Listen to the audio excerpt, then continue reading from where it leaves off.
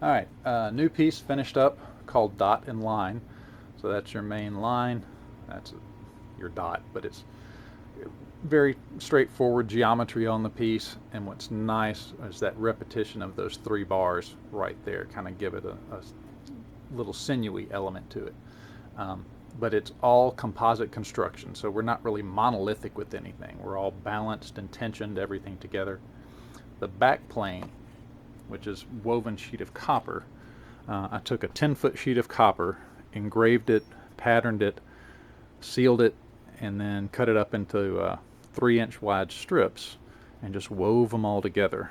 So it's relatively heavy, but you can see we've got those edges, and it's just a weaving overlap on there.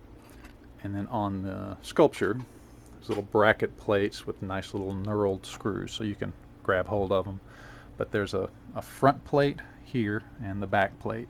And then at each main attachment point, you've got some blocking pieces centered in there to give it a little more structure. But all those little pieces, all the rod elements will slide through. Your main counterweight adjustment is going to be this piece for the fully stable adjustment. And then you've got two little pieces you can play with. This guy on a thumb screw, so I can adjust him back and forth on that rod. He'll tweak my left and my right balance. And then this guy will be the vertical balance. So if I just slide that counterweight up, that little aluminum one, and that's aluminum, not stainless, so it's not real heavy, but just tweaking that, it flips that whole piece over.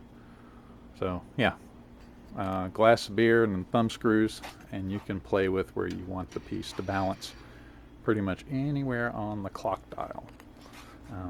And all the ball bearing systems housed within there. Manufacturer says it's a 14,000 RPM rating. I mean, we'll never get there, but just one little push with the finger.